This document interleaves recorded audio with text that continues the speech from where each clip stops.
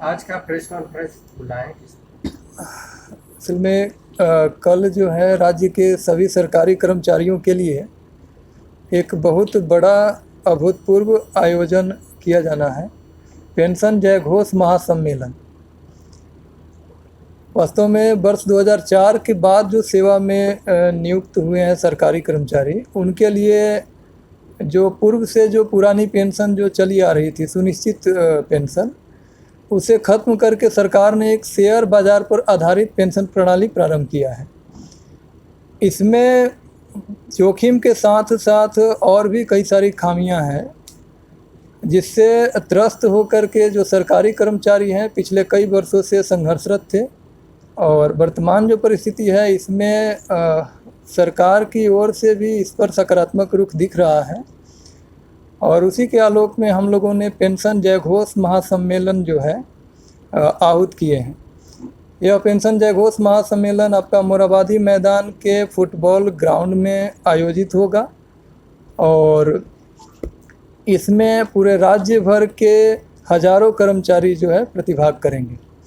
माननीय मुख्यमंत्री जी इस पेंशन जय घोष महासम्मेलन में मुख्य अतिथि के रूप में उपस्थित रहेंगे। उनके साथ उनके कई सहयोगी माननीय कैबिनेट मंत्री और माननीय विधायक, माननीय सांसद भी कार्यक्रम में विशिष्ट अतिथि के रूप में उपस्थित रहेंगे।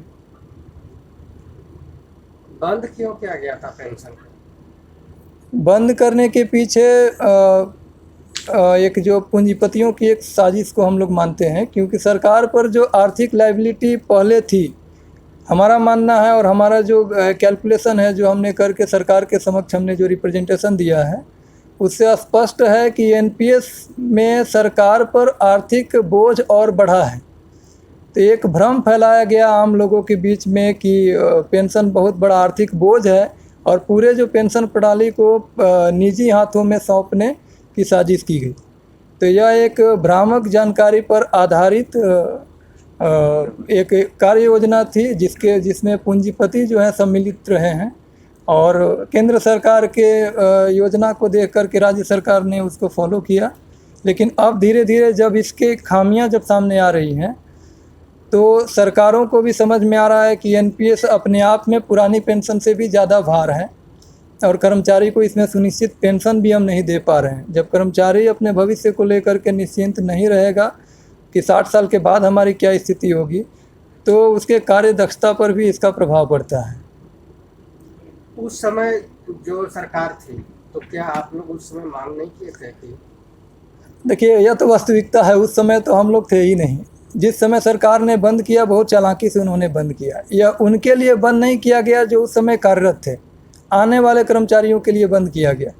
तो सीधी बात है, उस समय कर्मचारियों की संख्या बहुत कम थी। धीरे धीरे कर्मचारी की संख्या जब बढ़ा, और जब एनपीएस से लोग रिटायर होना शुरू हुए, तब उनको समझ में आया कि इसमें कितनी खामियां हैं। कोई 1000, कोई 1200, कोई 1500 रुपये मासिक पेंशन पर सेवानिवृत्त हो रहा है, जिसमें एक गैस सिलेंडर भी नहीं खरीद पा रहे हैं।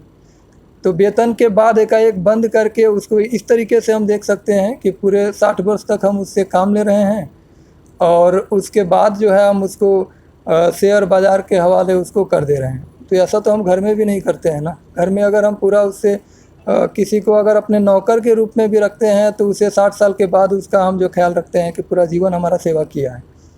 तो लोक कल्याणकारी राज्य में यह जो प्रणाली है एनपीएस, यह बहुत घातक है, कर्मचारी के लिए भी, सरकार के लिए भी, और आम लोगों के लिए भी।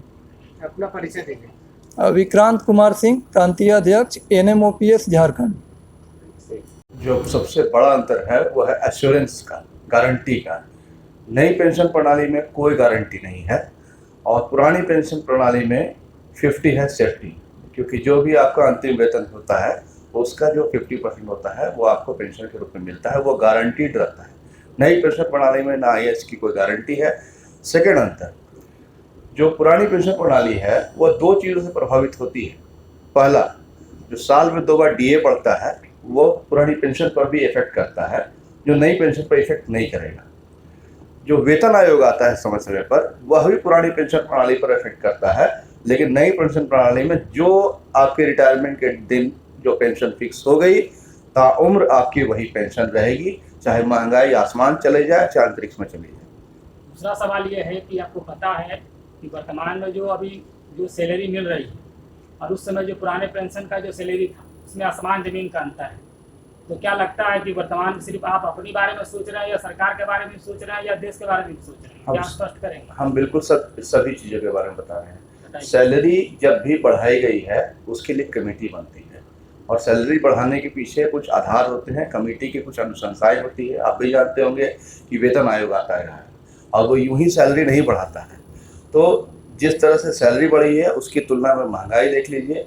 आज से अगर 20 साल पहले किसी की आप सैलरी देखते हैं और उस समय का जो इन्फ्लेशन रेट है उसको आज से मिला के देखिए, आपको लगेगा कि सैलरी उससे कुछ आगे पीछे ही चल रही है, इसलिए उससे कोई फ़र्क नहीं पड़ता।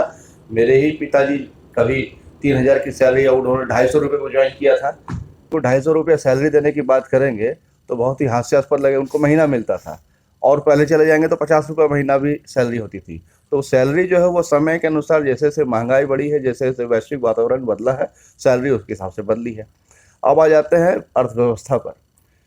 एक योजना लाई गई थी मनरेगा, जिसको कि लोगों ने बहुत एंगल से देखा, लेकिन मनरेगा से क्या हुआ कि लोगों के हाथ में जब पैसा आया तो वो पैसा कहाँ जाता है? वो मार्केट में आता है और मार्केट ग्रो करता है। पैसा जितना मार्केट में रन करेगा उतना पैसा ग्रो करेगा। तो किसी के हाथ में पैसा देने का मतलब ये नहीं होता है कि उसको पूंजीपति बनाना है। हाथ में पैसा आता है तो ये पूरा मार्केट रन करता है। आज मार्केट में कई नए सेक्टर आए हैं, उन सेक्टर के बायर कहाँ हैं? आप खुद ही देखिए कि आज अगर लोगों की सैलरी पर इफेक्ट हुआ है तो मैन्युफैक्चरिंग सेक्टर खुद डूब रहा है। तो अगर लोगों के पास बाइंग कैपेसिटी आएगी तो उसके हिसाब से मार्केट भी बूम करेगा। तो ये तो उसके लिए हेल्दी है। परिचय कर दीजिए।